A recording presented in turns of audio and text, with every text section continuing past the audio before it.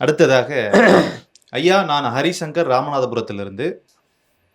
நாங்கள் தான் தூய தமிழ் தேசியவாதி என்று சொல்லி எடப்பாடி அவர்களுக்கும் வேல்முருகன் அவர்களுக்கும் சிலர் வேலை செய்கிறார்கள். அதில் எந்த பிரச்சனையும் இல்லை. ஆனால் சம்பந்தமே இல்லாமல் நாத்தாக்காவில் உள்ள சிறு குறைகளையும் தேர்தல் சமயங்களில் விவாதம் செய்வது என்ன வகையான செயல்? முழு நேரமாக சீமானை எதிர்த்து என்ன காணப்போகிறார்கள்? அரசியலை எதிரிகள் எதிர்த்தால் வளரும். நட்பு என்று சிலர் சூழ்ச்சி செய்து தமிழ் தேசிய அரசியலுக்கு தொய்வை ஏற்படுத்தாதா? நம்ம ராவணாவில் பல முறை இதை பேசிட்டோம். தமிழ் தேசியத்தில் 2-3 வகை இருக்குது. அதிமுகவை ஆதரித்து அவங்கள வெற்றி பெற வைக்கிறது தான் தமிழ் தேசியம்னு ஒன்று. அதுக்கு காரணம் திராவிடத்தை வீழ்த்தணுன்னாக்கா வேறு வழியில் அதுதான் இன்றைக்கி இருக்குது. அதனால் அங்கே தான் ஆதரிக்கணும்னு.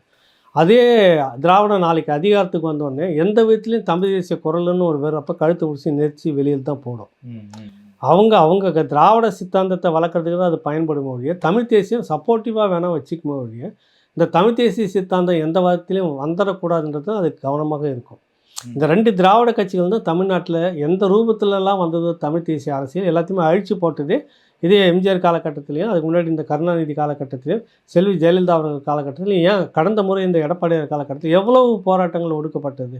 இப்போ அதெல்லாம் நீங்கள் எடுத்துக்கிட்டால் அது தமிழ் தேசியம் வரும். திமுகவை ஒழிக்கப்படணும் அதில் மாற்று கருத்து இல்லை. ஏன்னா அது அவ்வளோ கொடூரமானது. ஒரு இனத்தை அழிச்சதுக்கு துணை போன கட்சி. அந்த கோபம் எல்லாருக்குமே இருக்குது. அதுக்கு மாற்று அதிமுக தானே இல்லை.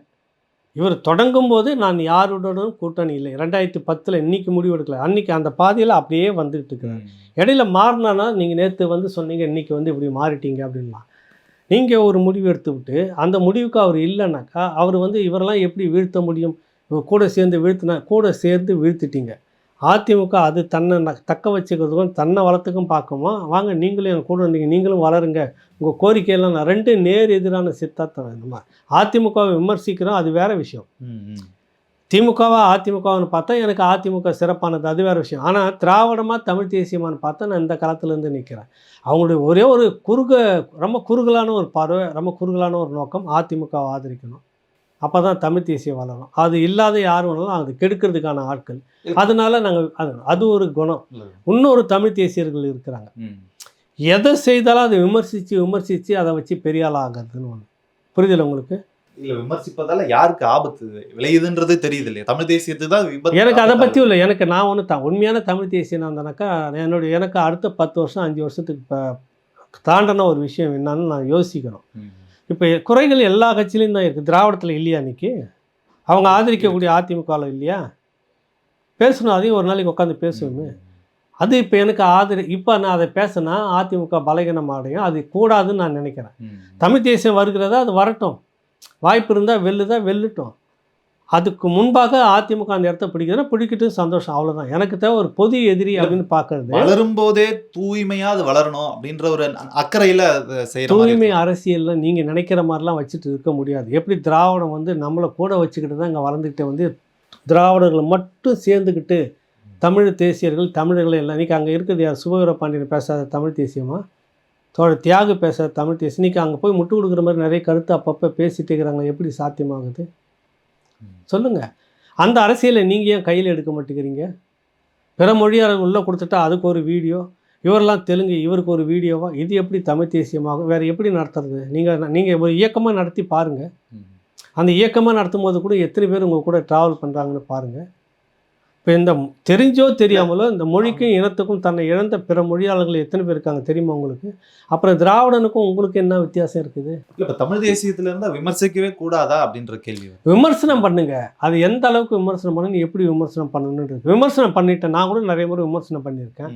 விமர்சனம் பண்ணிட்டு இப்போ திரும்ப அந்த அரசியல் தேவைப்படுதுன்னு கண்டினியூ பண்ணி எடுத்துக்கிட்டு போகிறேன். திரும்ப எங்கன்னா தவறு வந்தால் விமர்சனம் பண்ணுறேன். அதானே சரியாக இருக்கும். ஆனால் விமர்சனம் என்ற பேரில் நீ குழி தோண்டிக்கிட்டே உட்காந்துருந்தேனாக்கா அதுக்கு எப்படி பேர் விமர்சனம் வரும்? புரியுதில்லை உங்களுக்கு? விமர்சனம் வேறு, விமர்சனம் என்ற பேரில் குழி தோண்டிக்கிட்டே ஒன்று விளம்பரப்படுத்திக்கிறதுன்றது வேறு. நான் அந்த விவகாரத்துக்குள்ளே போகலை. என்னைக்கு இருந்தாலும் ஒரு நாள் விமர்சிக்கப்பட வேண்டியது விவாதம் பெரிய அளவில் தொடங்கணும்னு தான். இதை தனித்து போட்டின்னு எத்தனை நாளைக்கு தான் சொல்லிட்டு இருக்க முடியும்? உள்ள போகணும்ல. சரி, உள்ளே போயிட்டா நீ என்ன பண்ணுவ? என்ன அடிப்படை எல்லாம் சொன்னால் ரொம்ப கோபமாக வந்துடும். பெரிய அறிஜீவ மாதிரி உட்காந்துட்டு மண்டியை சட்டிக்குள்ளே விட்டுக்கிட்டு உடனே சட்டமன்ற உறுப்பினராக போனால் என்ன ஆகும் தெரியுமா உங்களுக்கு? என்ன நடக்கும் தெரியுமா உங்களுக்கு? விஜயகாந்தனுடைய செல்வாக்கு எங்கே இருந்தது, கடைசியாக என்ன ஆச்சுன்னு தெரியுமா? கண்ணெதிரே பார்த்தேன். உதாரணம். வைகோனுடைய செல்வாக்கு எங்கே இருந்துச்சு, கடைசியாக என்ன ஆச்சுன்னு தெரியுமா உங்களுக்கு? தின்னு செரிச்சிட்டு வெளியே சக்கையாக துப்புறதுக்கு பேர் தான் திராவிடம். அந்த திராவிடம்னா வைகோவும் திராவிடம் தான், திமுகவும் திராவிடம் தான். புரியுதில்ல உங்களுக்கு? அதிமுகவும் திராவிடம் தான். அதுலேயே இளையது பெரியதுன்னு இருக்குது. ஒன்று ஆகலை, நீ என் கூட இருந்த வரைக்கும் வச்சுருந்துச்சு, ஆகலைன்னொன்று அந்த பாதி சட்டமன்ற உறுப்பினர் அங்கே நின்றுட்டானே தேமுதிகவிலேருந்து அவர் வெளியே வரும்போது. மீதி இன்னொரு குரூப்பை வந்து சக்கையாக பிரித்து போட்டு ரசிகர்கள் கூட்டம் சார். இன்றைக்கு தமிழ் தேசியம் எந்த இனத்தின் கூட்டமாக இருந்தாலும் கூட கருத்து முரண்பாடுன்ற பேரில் நிறைய விஷயங்கள் செய்ய முடியும். அதுக்காக சட்டமன்ற உறுப்பினராகவே ஆகக்கூடாதுன்னா எப்படி ஆகணுன்ற ஒரு நிலைப்பாடு வரும். நான் குறிப்பிட்ட அளவுக்கு ஒரு சதவீதத்தை ஏற்றி வச்சுக்கிட்ட உடனே எனக்கு ஒரு அரசியல் சூழ்நிலை வரும். இப்போ 67க்கு முன்னாடி இந்திய எதிர்ப்பு போராட்டம் ஒன்று வரும் அப்படின்னு கணிச்சிட்டு இருந்ததா? 67க்கு முன்னாடி இந்தியெலாம் வந்து ஒன்றும் இந்தியாவும் கட்டாயப்படுத்துகிறோம், எவன் எல்லாம் படிச்சுட்டு போகிறான் இதில் என்ன இருக்குது அப்படின்னு சப்போர்ட் பண்ணவர் தானே பெரியார். அவங்க தம்பிங்களும் நீங்களும் அப்படி அந்த சாயலை ஒட்டித்தானே இருந்தீங்க. திடீர்னு அந்த இந்திய எதிர்ப்பு போராட்டம்னு பெரிய அளவில் வலுப்பெற்றோன்னு உள்ளே வந்து நுழைஞ்சிக்கிட்டீங்கல்ல. ஒரு சந்தர்ப்பம் மாறுச்சுல, ஒரு பெரிய உணர்ச்சி போராட்டமாக வெடிச்சதில்லை. கணக்கு 400ன்றாங்க, 1000க்கு மேலே உயிர் தியாகம் பண்ணது, மொழிக்காக உயிர் தியாகம் பண்ணது இந்தியாவிலே இங்கே தான் இருக்கும், வந்ததில்லை. அதை அறுவடை பண்ணிட்டு தானே 67 அதிகாரத்தில் உட்காந்தீங்க. நமக்கு ஒரு உணர்ச்சி பூர்வமான ஒரு காலகட்டம் அமையும். திராவிடத்தினுடைய உண்மை முகம் திரும்ப திரும்ப தெரியும். இவர் வந்துட்டோன்னே விமர்சனம் பண்ணுவோம். இங்கேயும் நடக்கலையாங்க, ஸ்டெர்லைட் நடக்கலையா எங்கேயும் நடந்துச்சு. இப்போவும் என்னை கேட்டால் திமுகவா அதிமுகவானு அதிமுக ஆதரிப்பேன், அது வேறு விஷயம். ஆனால் இது வந்தால் தூய்மையாக எல்லாத்தையும் கொடுத்துருன்னு நீங்கள் வாதம் பண்ணுறது சரி வராது. அதுவும் நாளைக்கு இதே அம்பானி அதானியை வச்சுக்கும். இன்றைக்கி கருணாநிதி என்னென்ன செய்கிறாங்களோ ஸ்டாலின், அதை நாளைக்கு அவர் செய்வார். அதில் ஒரு பகுதியை சில தமிழர் நலன் சார்ந்து இருக்கும், அதுக்கு வேணால் பயன்படுத்திக்கலாம். அதை நீங்கள் வெளியிலேருந்தே அழுத்தம் கொடுத்து கடந்த காலம் செய்த மாதிரி செய்யலாமே. நீங்கள் சாத்தியமாச்சு இல்லை, அதை விட்டுட்டு பிற மொழியாளர்கள் உள்ளே வச்சுக்கிட்டு இருக்கிறது தப்பு, அதனாலே இப்படி சரி, இது இவங்கள அப்படி வச்சுருக்கக்கூடாது, இவங்களுக்கு இந்த இடம், இப்படிலாம் நீங்கள் டெய்லியும் பேசி வீடியோ போட்டுக்கிறதுல ஒரு அர்த்தமும் இல்லை. பிற மொழியாளர்களும் இந்த மண்ணுக்கு இந்த மக்களுக்கும் எவ்வளோ செய்தாங்களோ அந்த அளவுக்கு மதிக்க கற்றுக்கணும். முதல்ல அவர்களையும் வச்சுக்கிட்டு தான் நீ பயணிக்கணும். அதிகாரத்துக்கு வரும்போது அவர்களுக்கு உண்டான இடத்த கொடுத்துட்டு நமக்கு உண்டான இடத்த நம்ம வச்சுக்கிறோம். அவ்வளோதான். இப்போ நமக்கு உண்டான இடம் இல்லை, முழுக்க அவங்க வச்சுக்கிட்டு இருக்கிறாங்க. அதை தான் நம்ம கேட்குறோம்.